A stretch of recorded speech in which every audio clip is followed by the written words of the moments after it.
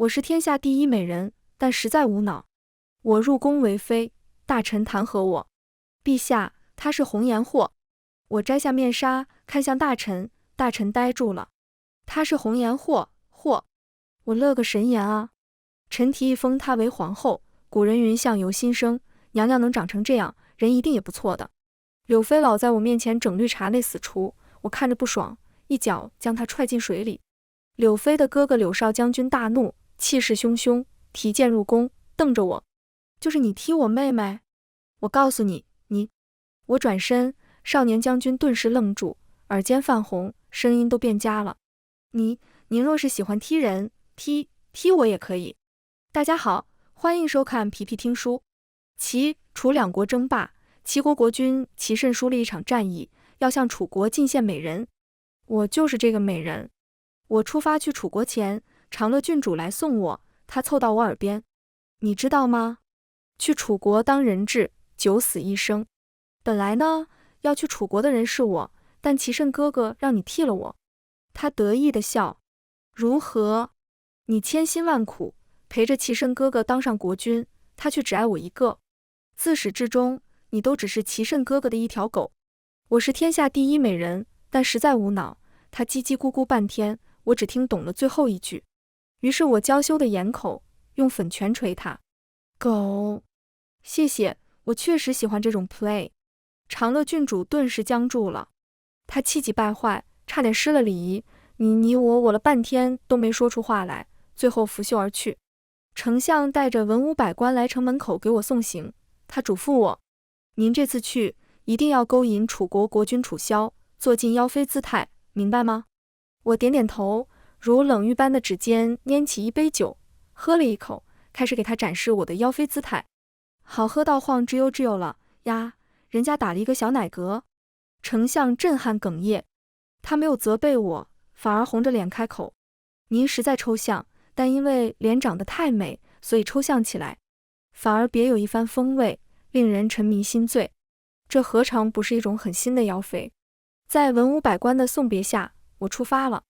所有人都在城门口送我，只有国君齐慎没有来。他为什么没有来？难道是生气了？为什么他会生气呢？难道是因为我上次搅黄了宫宴？但我也不是故意的啊。那次宫宴，好多人呆呆看着我的脸，想对我献殷勤，我一直没理会。可谁知我和身边的贵女交谈，我说我很喜欢小狗，这话恰好被礼部尚书听见了。于是一把年纪的礼部尚书冲到后厨，纵身一跃，用嘴叼住了红烧肉的碟子，里面的红烧肉汁一点没洒。他欢欢喜喜地跑回我身边，把红烧肉放在了我面前，双眼亮晶晶地看着我，撅着屁股左摇右摆，嘴里发出呜汪呜汪之声，讨要奖励。他这样，全宴会的人都知道我喜欢狗了。然后他们就争相去后厨，用嘴叼盘子给我，然后挤来挤去的跪在我面前，汪狂叫。宫宴就这样被毁掉了。齐慎一向高冷，却硬生生被气笑了。难道他现在还在生气吗？真够小气的。我把我的思考说给王嬷嬷，她摸了摸我的头。叶青姑娘，陛下让您代替长乐郡主去楚国，不是因为生气，而是因为他爱长乐郡主，舍不得郡主离开，于是用天下第一美人的您代替长乐郡主。我也许听懂了，也许没有，只觉得心口有点痛。王嬷嬷握住我的手，您现在的任务是想办法在楚国活下来。楚国国君楚萧年少成王，冷血轻狂，杀伐果断，不爱美色，您一定要小心。楚萧果然不爱美色，从来不宠幸后宫。我入宫3个月了，都没见过他。日子无聊，我便悄悄在宫里隐秘处养了鸡，平时没事就斗鸡。这天晚上，我从寝宫里悄悄溜出去喂鸡，却看到一个人浑身是血，晕倒在路边。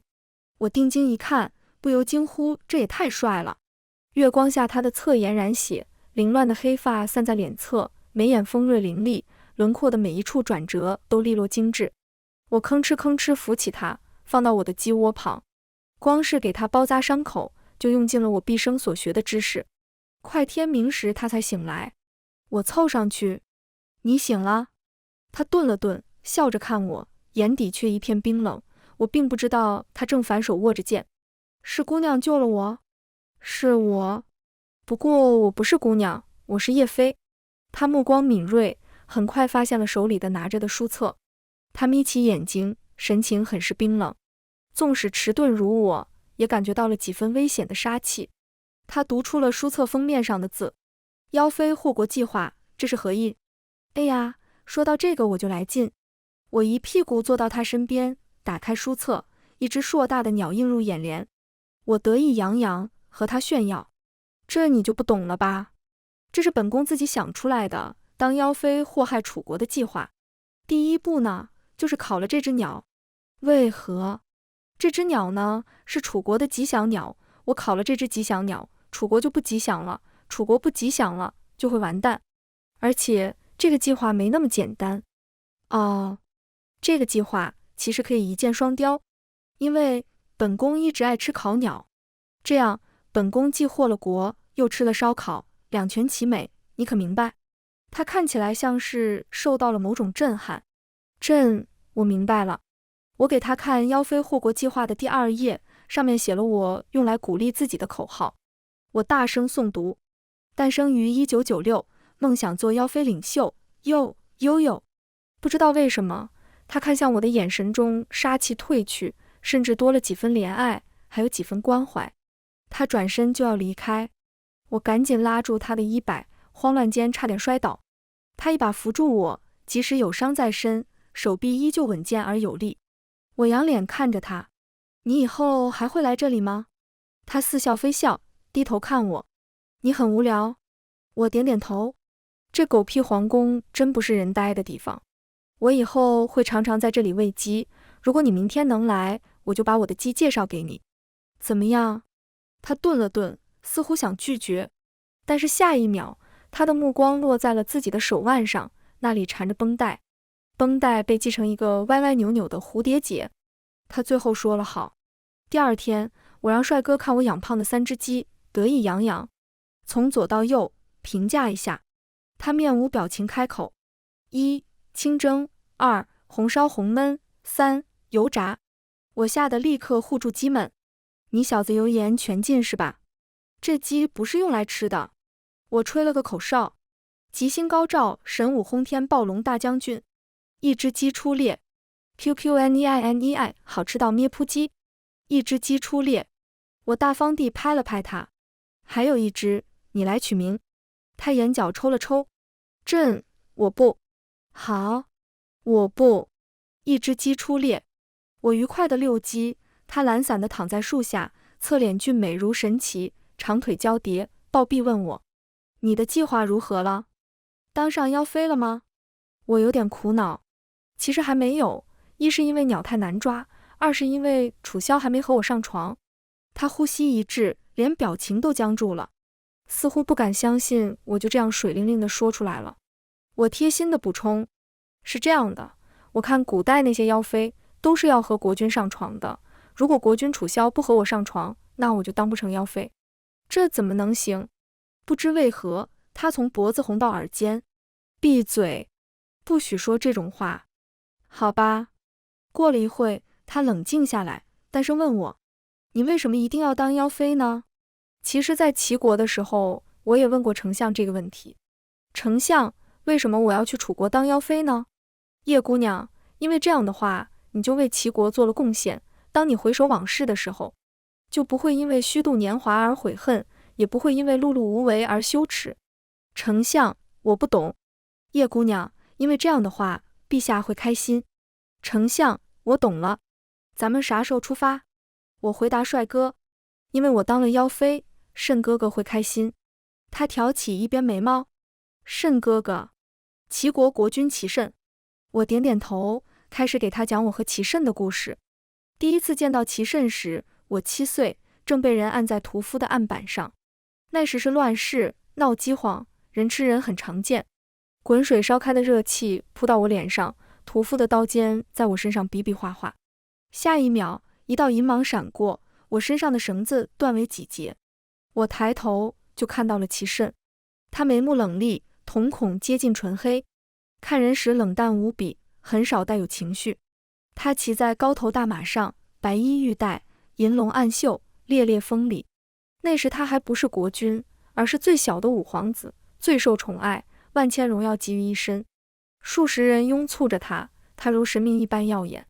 我灰头土脸，连滚带爬，拉住他垂下来的衣摆。哥哥，哥哥，你带我走吧，我很勤快，我会为你做很多事。齐慎那年10岁，他冷淡地垂眸看我。你叫什么名字？我，草民名叫叶青。哪个青？我爹说我是赔钱货，所以是倾家荡产的倾。不对。他语气有点不耐烦。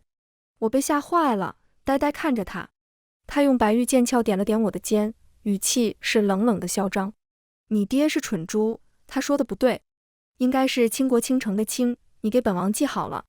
我愣愣看着他，他真是天底下最好、最厉害、最帅气的人。那天7岁的我下定了一生的决心，那就是我会一直追随齐慎，直到我死。从那以后，齐慎就一直将我带在身边。我14岁这年，齐慎17岁，当时的国君猝然离世，正是争夺皇位的时候。齐慎唯一的阻碍是三皇子。三皇子势大，眼看齐慎就要落败。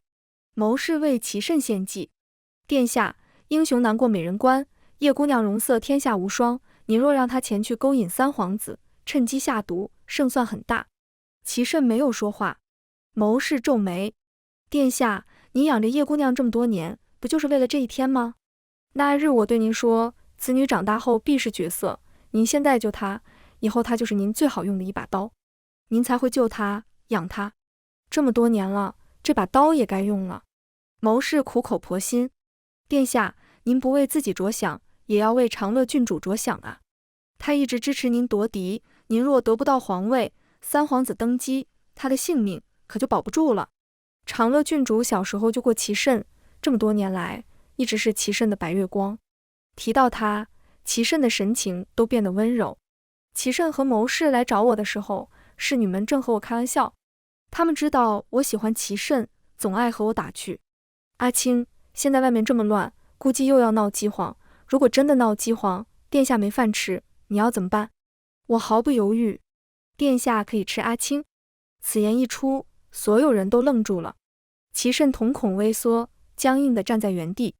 谋士大喜：殿下，他经历过躺在案板上被人吃的恐惧，竟还能为了您说这样的话，臣看他对您绝对忠心，一定愿意为您勾引三皇子。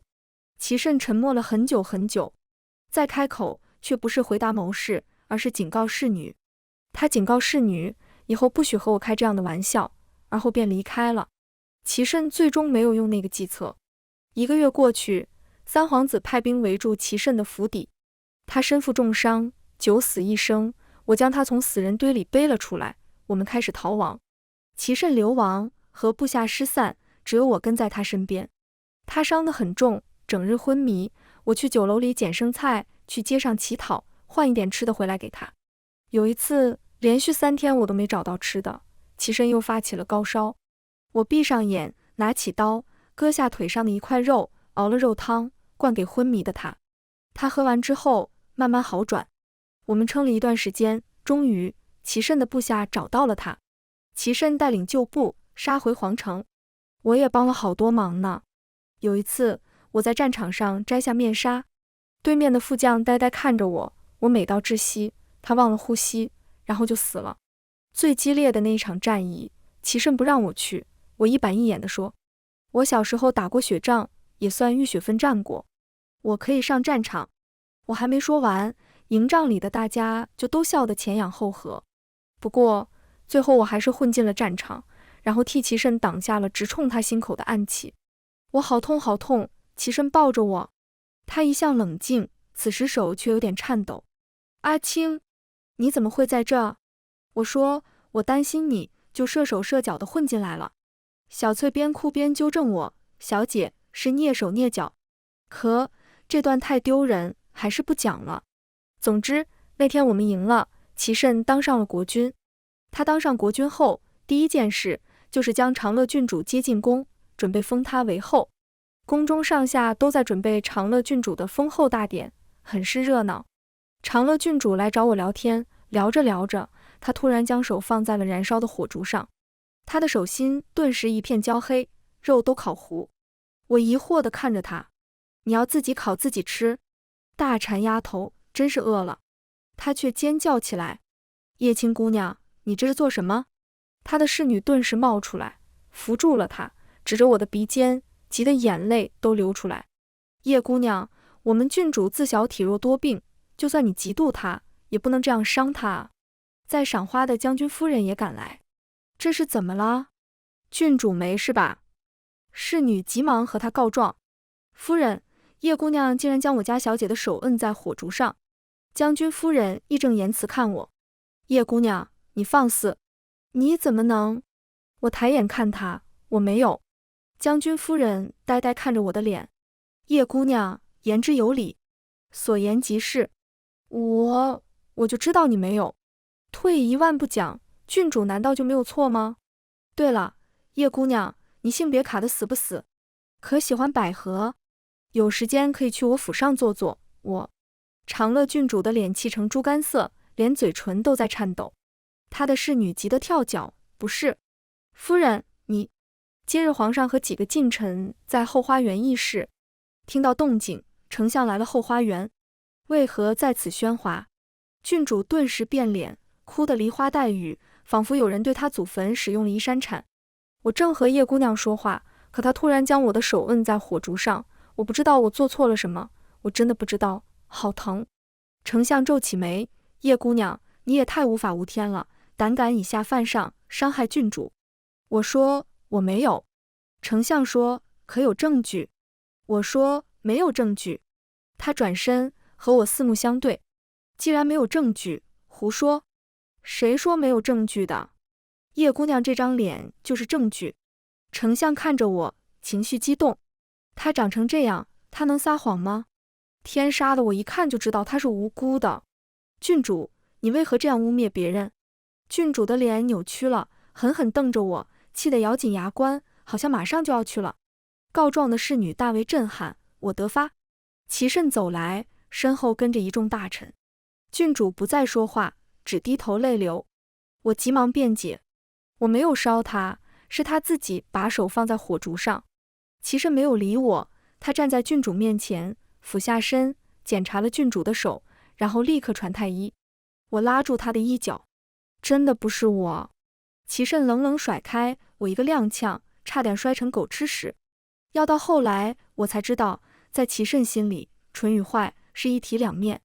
像我这种蠢人，坏一点也很正常。他用龙袍的袖口给郡主擦泪，我站在一旁，难堪又尴尬。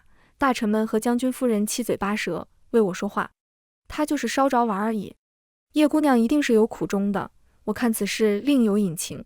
将军夫人连连安慰我，叶姑娘没事的，我和朋友聊天的时候也经常不小心把她的手点着。齐慎的眼神很冷，看向所有为我说话的人。再说一句，诛九族。所有人都安静下来。故事讲到这里，我有点想哭。帅哥懒洋洋地晒着太阳，声音很散漫。齐慎和那个晦气郡主，他们在欺负你，我帮你杀了他们，怎么样？不行。为什么不行？他眼底有冰冷的笑影。你想想，我把刀架在郡主的脖子上，然后呢，你就居高临下，趾高气扬问他，还烧不烧了？说，还烧不烧了？然后呢，郡主就一把鼻涕一把泪，对你磕头，不烧了不烧了，我下贱我下贱，这你不得开心死。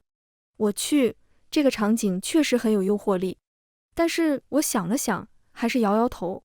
虽然这逼我是真想装，但是我还是不喜欢杀人，每次一杀人一打仗，我就没饭吃，那些老百姓也没饭吃。哦，那个什么齐慎，你还喜欢他吗？我也问自己，我还喜欢他吗？那天郡主受了惊，她自小体弱多病，这次病得格外重，便托侍女给齐慎写了封遗书。陛下，自那日后，臣女身体受惊，实在痛苦，恐命不久矣，望陛下以大局为重，勿要挂怀。齐慎用尽天下珍稀药材，网罗天下名医为他治病，就连和楚国的战役都没有上心，被楚萧轻易打败。打了败仗，按规矩要献上珍宝和美人。本来楚国要的美人是齐慎最心爱的长乐郡主，但齐慎让使臣和楚国谈判，说我们有天下第一的美人叶青，愿意用她替代长乐郡主。我就这样被送走。离开齐国那天，我觉得心口很痛，再也不要喜欢齐慎了。我回过神来，看着帅哥，齐慎触碰到了我的逆鳞，我再也不喜欢他了。我还是比较喜欢你，我觉得你很帅气。他愣住了，红了耳尖。什么乱七八糟的话，吵死了，给本王安静。本王，原来你是楚萧啊。那好办了，走啊，我们去上床。今日邀妃一。叶青，你和朕之前见过的女人都不一样。我娇羞的揉发梢，讨厌了。哪不一样？他说他们脑子都正常。楚萧很支持我的邀妃事业，我考了吉祥鸟，他也毫不在意。有御史弹劾我，陛下，叶妃娘娘是红颜祸。我抬头看向那个御史，御史，红颜祸，我乐个神颜啊。楚萧坐在龙椅上问他，爱卿，刚刚要说什么？御史拎起弹劾我的奏章就吃了下去。臣提议册封叶妃娘娘为皇后，古人云相由心生，娘娘能长成这样，人一定也不错的。有臣子呆呆看着我的脸说，臣附议。而且叶妃娘娘还会呼吸，就真的很加分嘞。她还会走路，更哇塞耶！一代贤后。楚萧说，客观的，正确的，一针见血的。就这样，我的封后大典热热闹闹的开始筹备啦。我其实有点担心，我问楚萧，但是我很笨的人也可以当皇后吗？楚萧的神色是少有的认真，他摸了摸我的头，阿青，这世界上聪明的人太多了，纯粹的人却很少。我听不懂，但感觉很是开心。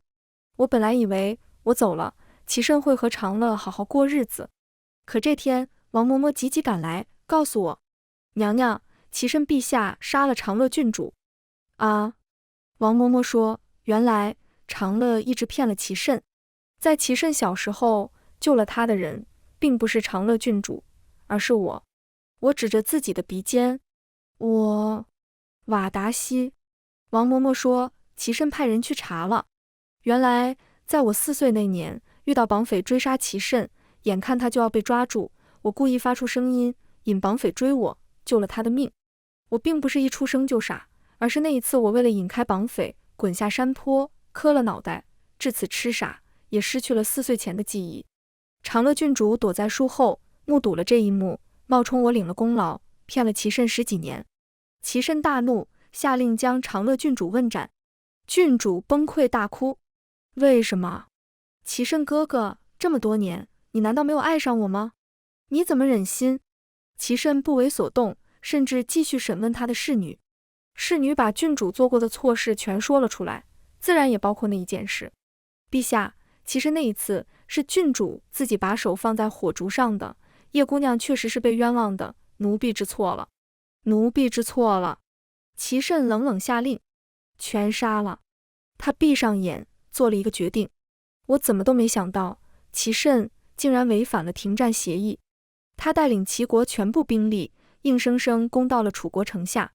我冲上城楼，看向他时，被惊得站在原地，几乎动不了。他漂亮的眉骨上沾了血，更显得那张脸有一种邪神般的俊美。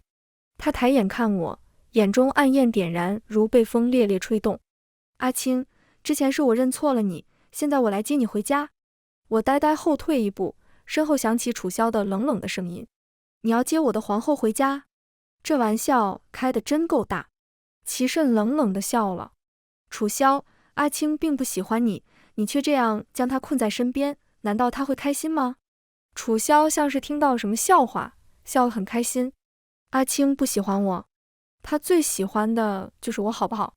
齐慎也笑了，语气笃定，既然这样，那就让阿青自己选。楚萧冷哼一声，算是同意。齐慎看向我，语气中有某种理所当然。阿青，过来，我们走。我愣愣看着他的脸，哪怕沾染血污和尘埃，他的脸也依旧金贵好看。但是现在，我看着这张脸，却不会脸红，也不会心跳了。我摇摇头，慎哥哥，我不喜欢你，我喜欢楚萧，我不能和你走。齐慎一动不动，如静止般。很快，他眼底划过一丝无奈，蹙眉开口：“阿青，你是生气我误会你吗？我已经知道，郡主的手不是你烧的，我已经杀了郡主，你别赌气了，好不好？”酸涩的委屈涌上我心口，我突然有点想哭。不是赌气，我刚来楚国的时候，宫里的人都在背后议论我，说我是狐狸精，是二手货，我听不懂，还和他们说谢谢，他们见了我都憋着笑。我天天提心吊胆，怕有人害我，让我从一个妖妃变成一具妖妃。我每天都在想，你一定很快就会来接我的，到时候呢，你就会说：“阿青，你辛苦了，你是个很好很用功的妖妃。笔记也记得很工整。走吧，我带你回家。我还给你配了登场音乐 ，so funny， 呀哎呀哎呀哎呀哎呀哎呀哎呀，呀哎呀哎呀哎呀哎，呀哎呀哎呀哎呀哎呀哎呀哎呀。”齐慎呆呆看着我，但是你一直都没有来。再听到你的消息，是说你在10里长街铺上绣了金线的红绸缎，迎娶长乐郡主。大家都说这是全齐国最盛大的事。我躲在鸡窝里，抱着我的鸡哭，吉星高照，神武轰天，暴龙大将军的羽毛都没干过。说到这里，我哭得好伤心。这么多年，我一直很努力，为你做了很多，引开绑匪，割肉喂你，帮你挡暗器，努力做妖妃，但你还是不喜欢我。我不聪明，想不出好的办法。齐慎一向冷静，此时的语气却很急切，像是要追回什么失去的东西。阿青，我现在喜欢你了，我带你回家，这次不同，我绝不负你。可是我已经不喜欢你了。我看向他，语气中带上了哀求。慎哥哥，你重新签下停战协议，然后就走吧，不要打仗了。就算你打赢了，楚萧死了，我也要陪他一起死的。他猛然抬头看我，我也遥遥看着他。慎哥哥，我们不要再见了。齐慎眼底好像有什么东西在一寸寸崩塌。我看着他，你撤兵吧，求你了。齐慎看着我的脸，没有说话，一动不动，像是一尊雕像。他身后的士兵不知道国君怎么了，于是也一动不敢动。天地间只有风声。楚萧小心地用龙袍袖口给我擦泪。楚国的兵马已经集结完毕，如果齐国要打，楚萧也会奉陪。但是我还是希望齐慎能离开，不要打仗了。齐慎沉默了很久很久，他眼底竟似有泪，手指微微颤抖，几乎握不住缰绳。最后，他深深看我一眼，终于回马转身，撤兵离开了。他走得很慢，不知道是不是我看错了，有好几次，他竟然差点绊到身边将士的马腿。明明他身边有千军万马相随，背影却还是显得孤独而落寞。王嬷嬷有感而发：哎，这人啊，失去了龙隐黄泉可以再争，失去了万里江山可以再打，唯有这铮铮的真心不同。谁若是把他弄丢了，就再也找不回来喽。我也有感而发：我今天好像还没喂鸡。阿青，你喂鸡啊？喂朕干什么？陛下，我看妖妃都要这样喂国君吃葡萄的。问题不是喂葡萄，问题是你把甜的自己吃，坏的全喂朕嘴里了。干什么？你不满意？包满意的。我楚萧誓死捍卫叶青的妖妃事业。嘿嘿，守在门口的王嬷嬷和小翠也笑了。正是春日天光好。番外，齐慎。儿时我遭遇了一次绑架，我跑不过绑匪，准备闭上眼等死，但我没死。有一个小姑娘救了我，我只来得及回头匆匆一瞥，没看清她的容貌，但她从此成了我心底的白月光。7岁的我下定决心，以后要给她一世荣华，保她一世安乐。我没想到，我一直以来都认错了人，原来那个人是阿青，不是长乐。我很生气，长乐喜欢污蔑阿青用火烧他，好啊，那我就让长乐受火刑而死。然后我集结兵马，举全国之力奇袭楚国，一路厮杀，准备接阿青回家。阿青肯定不会生我的气的，他是那么喜欢我。当时他不愿代替长乐去楚国，丞相只说了一句话：叶姑娘，你去了，陛下会高兴。他便立刻启程出发了。他就像绕着人裤腿转的小猫，只要我愿意挥挥手，他肯定会回到我身边的。我拼命赶路，夜以继日。他看到我来接他，不知道会有多高兴。可是看到我，他却哭了。我已经不喜欢你了，求你撤兵吧。他身边那个楚萧弯下腰，很温柔地为他擦泪。我愣愣看着，突然想起了2件事。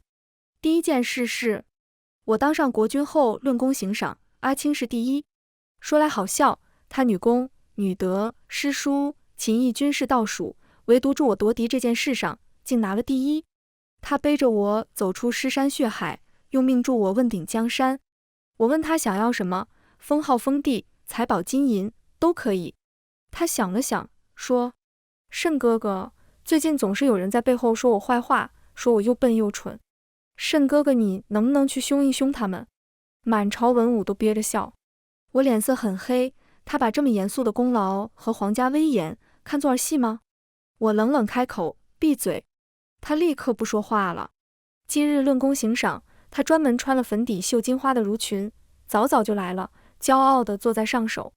现在他难堪地低下头，不敢看百官的脸，尴尬地憋着眼泪，像是做错事的孩子。就连鲜亮的襦裙都变得灰败。我的心痛了一下，想要不要下朝了哄哄他。我又对自己说，没关系，一个傻子而已，根本不会记仇。就像我捡到他那天，我把他当成夺嫡路上的一把刀，他却觉得我是天底下最好、最厉害、最帅气的人。第二件事是，后来他去楚国，我让属下打听他在楚国过得如何。属下去问楚国宫人，宫里有一个蠢笨美人，你可有她的消息？那位楚国宫人一脸迷惑，宫里没有蠢笨美人啊，楚王陛下把所有妃嫔都遣散了，只留下皇后娘娘。属下看了画像，发现皇后娘娘就是阿青。那位楚国宫人很是生气，你有几个脑袋，敢说我们皇后娘娘蠢笨？全楚国谁不知道皇后娘娘有大智慧？然后那个宫人举了一个例子，在宴会上，皇后娘娘和楚王聊天，皇后娘娘问：陛下，你最怕什么呀？楚王想了想，朕最怕的是生死明灭却心愿未了。阿青你呢？无功，那种很大的无功。宴席上有人窃笑，觉得皇后娘娘呆傻。皇后娘娘难堪地低下头去，像是做错事的孩子。楚王笑吟吟地牵起她的手说：阿青，你的意思是不必害怕无形之物，不必担忧缥缈未来，而只需要关心具体的实相。我们阿青真有大智慧。楚王扫了一眼窃笑的人，提高了声音：皇后聪慧机智，赏西域珠宝10箱，奇丸10箱，流光纱，及背布10匹，封地3城。皇后娘娘顿时昂起头，眼睛亮亮的，揉着发梢笑。她悄悄捅了捅楚王，原来我说的话是这意思啊，我一直以为我笨呢。对了，那个纱可好看了，我明天就让人做成裙子。众人也恍然大悟，明白了皇后娘娘看似简单的话语中，却蕴藏着世界的真理。宴席间顿时一片赞叹之声，原来这就是大智若愚。皇后娘娘不但容颜无双，而且还有大智慧。对，简单的话却蕴含深刻的道理。刚刚取笑皇后的人顿时臊得抬不起头，从此再也没有人说皇后娘娘蠢笨。如果有人这么说，必会被反驳。皇后娘娘是有大智慧的，你自己悟不出娘娘话中的真理，就要说娘娘蠢笨？我看你最蠢笨。是呀，要知道楚王陛下3岁作诗，7岁论策，是家喻户晓的天才。连楚王陛下这样的天才都说皇后娘娘聪慧，那还有假？2件事对比，显得我是那么差劲。那天阿青站在城楼上说他不喜欢我，但喜欢楚萧的时候，我就一直在想这2件事。我在风里想了很久很久，然后听了阿青的话，策马回疆，撤兵离开了。10年过去，齐、楚2国和平共处，没有战火，一切都很平静。我的后宫一直是空的。之前有很多大臣让我选秀，我也照做了。只是选秀的时候，我突然发现，原来聪明的人很多，但纯粹的人却很少，以至于一个都选不出来。这些年，我总会反复做一个梦，梦里我没有将阿青送去楚国。时值春日，我在批阅奏折，他笑嘻嘻地窜出来。我说：阿青，你怎么进来的？他说：我射手射脚混进来的。我说：是蹑手蹑脚。梦醒，有泪痕干在鬓角。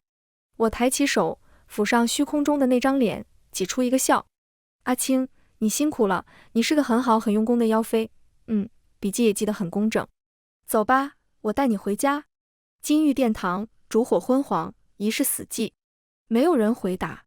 全文完，皮皮听书，感谢您的观看。每天上新精彩小说，喜欢就订阅吧。